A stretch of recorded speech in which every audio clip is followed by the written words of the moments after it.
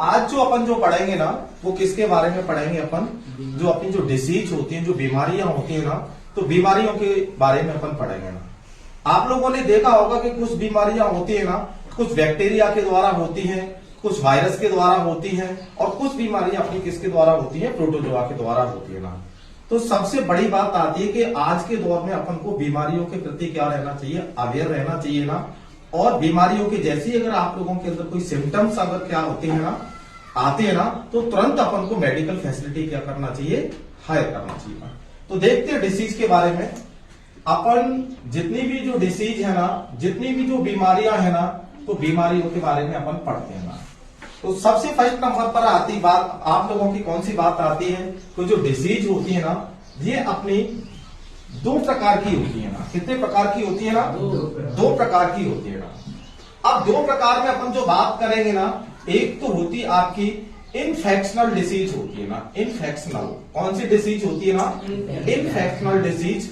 और infectional disease को अपन संक्रामक बीमारी कहते हैं। क्या कहते हैं ना, संक्रामक बीमारी। ये वो बीमारियां होती है ना जो लोगों को छूने से, साथ में उठने बैठने से, एक व्यक्ति से दूसरे व्यक्ति के अंदर क्या हो जाती हैं, फैल जाती है ना। वो सारी की सारी बीमारियां अपनी क्या कहलाती हैं, इन्फेक्शनल डिसीज होती हैं। कौन सी होती है, इन्फेक्शनल। अब दूसरे नंबर पर अपन बात करेंगे ना, तो दूसरी जो अपनी जो बीमारी आती है ना, वो नॉन इन्फेक्शनल डिसीज होती है ना। नॉन इन्फेक्शनल डिसीज के नाम से इसको जाना जाता है ना। और ये बीमारी अपनी असंक्रामक बीमारी होती है। क्या होती है ना, असंक्रामक बीमारियां इनको माना जाता है। तो देखो इस वाली बीमारी में और इस वाली बीमारी में दोनों में डिफरेंस क्या है ना। ये वाली जो बीमारियां है ना, ये साथ में उठने बैठने से, इन सारी चीजों से ये नहीं फैलती हैं। और ये वाली बीमारियां साथ में उठने बैठने से, एयर के माध्यम से, हवा के माध्यम से आप लोगों के वायरस चले जाते हैं ना, कभी जल के माध्यम से चले जाते हैं ना। तो ये बीमारियां एक व्यक्ति से दूसरे व्यक्ति के अंदर क्या हो जाती है ना, फैल जाती है ना। इसलिए अपन इन बीमारियों को अपन किसके नाम से जानते हैं ना, इन्फेक्शनल डिसीज। और इन वाली बीमारियों को अपन किसके नाम से जानते हैं, नॉन इन्फेक्शनल डिसीज। अब हर बीमारी में कंडीशन क्या होता है कि हर बीमारी को फैलाने वाला एक वेक्टर होता है और एक क्या होता है, पैथोजन होता है। क्या होता है, पैथोजन। जैसे आप लोगों से बोला जाता है ना, ज्यादातर बच्चों से पूछा जाता है ना कि मलेरिया किसके कारण होता है ना, पूछा जाता है कि मलेरिया किसके कारण होता है ना, तो ज्यादातर बच्चों का जो जवाब होता है ना कि मलेरिया अपना मादा एनाफीज मच्छर के काटने से होता है। किससे होता है ना, मादा एनाफीज मच्छर के काटने से होता है ना, यानी फीमेल मॉस्क्यूटोज बोल सकते हैं अपन, फीमेल मॉस्क्यूटोज। तो क्या ये सही है ना, ये सही आपका नहीं है ना, क्योंकि मलेरिया मादा एनाफीज मच्छर से नहीं होता है। क्योंकि मादा एनाफीज जो मच्छर है मलेरिया के लिए, ये इसका एक वेक्टर है। कौन है, वेक्टर है ना। वेक्टर को अपन वाहक कहते हैं ना। वाहक का मतलब मादा एनाफीज मच्छर है ना, ये केवल और केवल पैथोजन को लाने का काम करता है। और पैथोजन माने होता है पदार्थ। क्या होता है ना, पदार्थ। यानी हर बीमारी का एक तो क्या होता है, पैथोजन होता है, और एक उस पैथोजन को ट्रांसपोर्ट करने के लिए, आगे जाने के लिए कौन होता है, वेक्टर होता है ना। तो यहाँ पर मलेरिया बीमारी के अंदर पैथोजन पदार्थ के रूप में तो यहाँ पर प्लाज्मोडियम को लिया जाता है। किसको, प्लाज्मोडियम को लिया जाता है। और प्लाज्मोडियम को लेकर के कौन जाता है, वेक्टर कौन है, इसका वाहक कौन है ना, इसको लेकर के जाता है आपका फीमेल मॉस्क्यूटोज लेकर के जाता है ना, मॉस्क्यूटोज। यानी अपन बोल सकते ना कि अपना जो मादा एनाफ्रीज मच्छर है ना, मादा एनाफ्रीज मच्छर, इसके अंदर वो कैपेसिटी होती है कि प्लाज्मोडियम को लेकर के यही जा सकता है ना, और कोई मच्छर लेकर के नहीं जा सकता है ना। तो ये क्या करता है ना कि जो प्लाज्मोडियम जो अपना जो होता है ना, जो प्लाज्मोडियम अपना पैथोजन है ना, और ये ऐसी जगह पर पाया जाता है जैसे अपन बोल सकते हैं ना कि damp and marshy land, damp and marshy land. यानी प्लाज्मोडियम है ना, जो ज्यादा तरीके से दलदल वाले स्थानों पर पाया जाता है। कहां पर पाया जाता है, दलदल वाले स्थानों पर, जहां पर आपका वाटर लॉगिंग होता है, पानी भरा रहता है ना, ऐसी जगह पर मच्छर क्या करते हैं ना, इनका एक लार्वा होता है, और इस लार्वा से आपका क्या बनता है, प्लाज्मोडियम बनता है। और प्लाज्मोडियम को अपन क्या बोलते हैं, पैथोजन बोलते हैं ना। तो यहां से लेकर के मच्छर क्या करता है ना, यहां से ये मच्छर आपका जाएगा और इसको ले जाकर के एक जो इंसान होता है ना, उसकी बॉडी में ले जाकर के डाल देता है।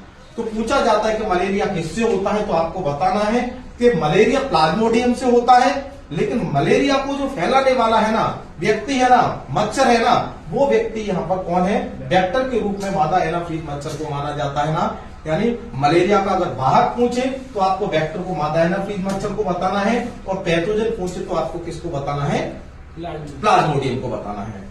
अब दूसरा किस तरीके का क्वेश्चन बन सकता है, यहाँ पर दूसरा बन सकता है ना कि जो मलेरिया जो बीमारी है ना, ये अपनी इन्फेक्शनल डिसीज है या नॉन इन्फेक्शनल डिसीज है ना, क्या ये वायरस से होने वाली है या वायरस से न होने वाली है ना। तो जो मलेरिया जो बीमारी है ना, ये आपकी वायरस से नहीं होने वाली बीमारी है ना, क्योंकि आपको पता है ना कि वायरस से होने वाली जो बीमारियां होती है ना, तो जैसे अपना कोविड आया था, ये वायरस से चलने वाला था। आपका स्वाइन फ्लू वगैरह है ना, ये किससे चलते हैं, वायरस से चलते हैं।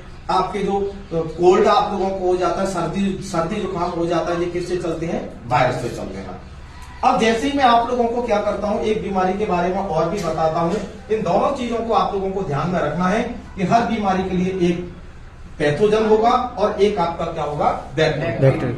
अगली बीमारी अपन लेते हैं ना, अगली बीमारी अपन यहाँ पर देखते हैं ना, यहाँ पर कॉलेरा लेते हैं। कौन सी बीमारी को लेते हैं, कॉलेरा लेते हैं ना।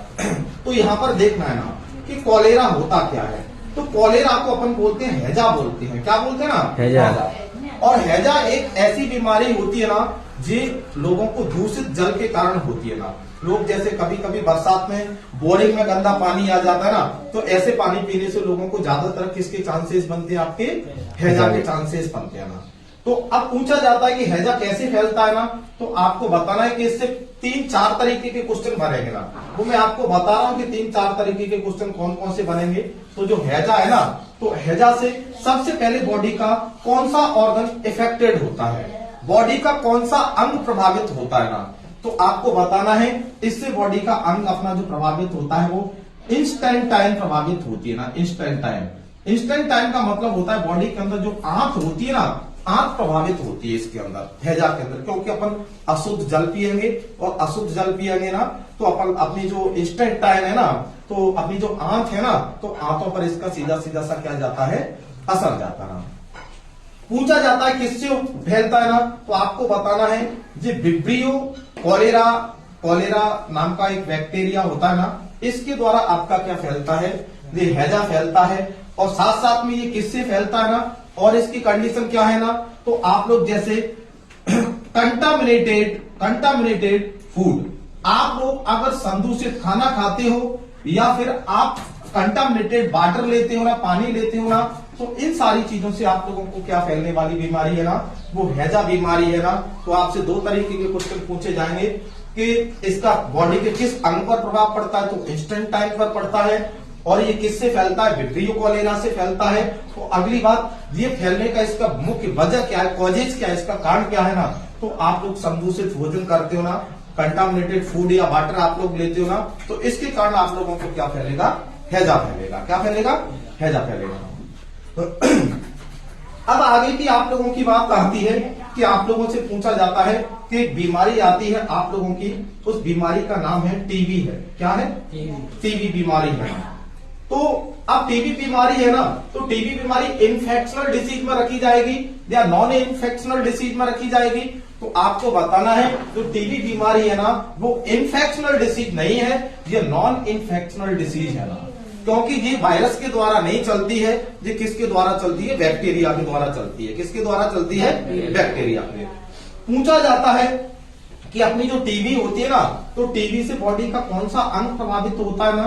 पहली तो बात, टीबी का फुल फॉर्म क्या होता है, ट्यूबरक्लोसिस बैक्टीरिया इसको बोला जाता है ना। ट्यूबरक्लोसिस जो बैक्टीरिया होता है वो टीबी का जीवाणु होता है ना, और लोगों के अंदर क्या करता है ना, टीबी को फैलाने में क्या करता है, बढ़ावा देता है ना। तो अब टीबी बीमारी में अपना इफेक्ट बॉडी पर कौन कौन सी चीजों पर बॉडी पर इफेक्ट जाएगा ना, तो इसमें सबसे ज्यादा प्रभावित होते ना, तो अपन बोल सकते ना बॉडी के अंदर लंग्स यानी फेफड़े प्रभावित होते हैं। क्या प्रभावित होता है इससे, फेफड़े प्रभावित होते हैं ना। अगर पूछा जाए कि बॉडी में टीबी से कौन किस पर प्रभाव जाएगा, इफेक्ट जाएगा, तो लंग्स पर जाएगा ना। पूछा जाता है ये किससे फैलता है, तो आपको बताना है ये ट्यूबरक्लोसिस नाम की क्या होता है, बैक्टीरिया होता है ना, और उससे ये बीमारी आप लोगों की फैलती है। और साथ साथ में ये भी पूछा जाता है ना कि टीबी के परीक्षण के लिए कौन सा टेस्ट आप लोगों का किया जाता है ना, तो टीबी के परीक्षण के लिए मॉन्टास्क टेस्ट किया जाता है। कौन सा टेस्ट किया जाता है ना, डॉक्टर के यहाँ पर जाओगे ना, आपकी जो स्किन है ना, तो स्किन पर क्या किया जाएगा ना, डॉक्टर एक इंजेक्शन आप लोगों का लगाएगा आपकी स्किन पर, और ऐसे आपकी स्किन पर पेन से गोल राउंड सर्किल आप लोगों का बना देगा, बोलेगा 24 घंटे के बाद में आप आइए। अगर इस राउंड सर्किल पर, जैसे स्किन पर यहां पर बना देगा, अगर इस राउंड सर्किल पर अगर 24 घंटे के अंदर इस पर रेडनेस आती है या रेसेज वगैरह आती है, तो आपके अंदर ट्यूबरक्लोसिस बैक्टीरिया आपके अंदर क्या है, पॉजिटिव है। अगर इस पर रेडनेस नहीं आती है ना, इस पर रेसेज नहीं आते ना, तो आप समझ लीजिए कि आप लोगों के अंदर टीबी की बैक्टीरिया नहीं है ना। रेडनेस का मतलब होता है कि अगर पूरा का पूरा एकदम आपका लाल कलर का पड़ जाए, रेसेज इसमें फुंसी जैसी आ जाए 24 घंटे के अंदर, या फिर इस पर स्वेलिंग आ जाए, तो इसका पहचान है कि आपको टीबी क्या है, पॉजिटिव है। आपको क्या है, पॉजिटिव। इसके लिए कौन सा टेस्ट किया जाता है, मॉन्टास्क टेस्ट किया जाता है। अब जो टीबी भी होती है अपनी, तो ये टीबी आपकी थ्री टाइप होती है। इसकी 3 प्रकार की टीबी होती है। कितने प्रकार की होती है, 3 प्रकार की। तो देखिए 3 प्रकार की टीबी कौन कौन सी होती है ना, मैं आपको यहां पर बताता हूं कि सबसे फर्स्ट नंबर पर अपनी टीबी होती है। क्या होती है ना, फर्स्ट स्टेज इसका टीबी होता है, और सेकंड स्टेज इसका क्या होता है, एमडीआर होता है। क्या होता है, एमडीआर। और थर्ड स्टेज की बात करें ना, तो थर्ड स्टेज पर टीडीआर होता है। क्या होता है, टीडीआर होता है ना। फर्स्ट स्टेज का जो टाइमिंग पीरियड है ना, वो लगभग 1 साल का टाइमिंग पीरियड है ना, और इस टाइमिंग पीरियड के अंदर अगर आप लोगों ने अच्छे से ट्रीटमेंट नहीं लिया या अच्छे किसी डॉक्टर की एडवाइस में ट्रीटमेंट नहीं करवाया, तो फिर आपकी जो बॉडी की जो रिब्स है ना, वो मैं आपको बता दूं, जो अपनी जो रिब्स होती है बॉडी की ना, तो इन पर कार्बन आना चालू हो जाता है। जो बगलगम होता है ना, जो लोग थूकते हैं ना, वो लिक्विड पर एक व्हाइट कलर का पदार्थ होता है ना, वो रिब्स पर जमना चालू हो जाता है। रिब्स का मतलब होता है पसलियां होती हैं। क्या होती है, पसलियां। तो पहली साल में तो ये इन वाली पसलियों पर जम जाता है ना, और जब ध्यान नहीं दिया 1 साल तक, अगर किसी लापरवाह डॉक्टर के चक्कर में आप लोग पड़े रहे ना, तो फिर आपको एमडीआर हो जाता है। क्या हो जाता है, एमडीआर। एमडीआर का मतलब होता है मेडिकल ड्रग रिजेक्शन। फिर आपको कोई डॉक्टर देखेगा तो कभी कभी उसकी दवाइयां आपको फायदा करेंगी, तो कभी कभी वो दवाइयां उल्टा प्रभाव छोड़ेंगी ना, यानी आपको अच्छे से ठीक नहीं कर पाएंगी ना, तो इसका मतलब होता है मेडिकल ड्रग रिजेक्शन। अब आपको जो दवाइयां दी जा रही है वो आपकी बॉडी पर उल्टा प्रभाव छोड़ रही है ना। 15 दिन आप लोग सही हो जाते हो दवाइयों से, 15 दिन आप लोग क्या हो जाते हो ना, बीमार पड़ जाते हो ना, तो फिर टीबी की कौन सी स्टेज पर आ चुके हो आप, सेकंड स्टेज पर आ चुके हो ना। और इसका टाइमिंग पीरियड है ना, इसका 2 साल का टाइमिंग पीरियड है ना, और तब तक ये कार्बन जम करके अपनी 2 फसलियों तक चला जाता है। कहां तक चला जाता है ना, 2 फसलियों तक चला जाता है ना। और तीसरा है इसका टीडीआर है। टीडीआर का मतलब होता है ना टोटल ड्रग रिजेक्शन। अगर 2 साल तक आप लोग लापरवाह रहे ना, आपने बॉडी के ऊपर ध्यान नहीं दिया, तो टोटल ड्रग रिजेक्शन। फिर आप लोग जिस डॉक्टर पर भी जाओगे ना, उसकी किसी भी डॉक्टर की आप लोगों को दवाइयां आप लोगों को फायदा नहीं करेंगी। बोलते ना कि ऊपर से अगर ब्रह्मा जी भी आ जाए आप लोगों को दवाइयां देने के लिए, तब भी आप लोगों को नहीं बचा सकते ना, क्योंकि टीडीआर पर आकर के आपकी निचले से आपकी 2 पसलियां क्या हो जाती हैं, गल जाती हैं, खत्म हो जाती है ना। तो आप लोग बताइए, जब गाड़ी का चेस ही खत्म हो गया, बॉडी का चेस क्या है, रिब्स, पसलियां है ना, जब पसली ही आप लोगों की गल गई तो आप लोग जिंदा नहीं रह सकते ना। तो उसके बाद में क्या हो जाता है, डेथ हो जाती है इंसान की। क्या हो जाती है, डेथ। तो टीबी की कितनी फॉर्म है, एक तो टीबी होता है, एक एमडीआर होता है, और एक आप लोगों का क्या होता है, टीडीआर होता है ना। टीबी का मतलब ट्यूबरक्लोसिस बैक्टीरिया होता है, एमडीआर का मेडिकल ड्रग रिजेक्शन होता है, और टीडीआर का टोटल ड्रग रिजेक्शन होता है ना।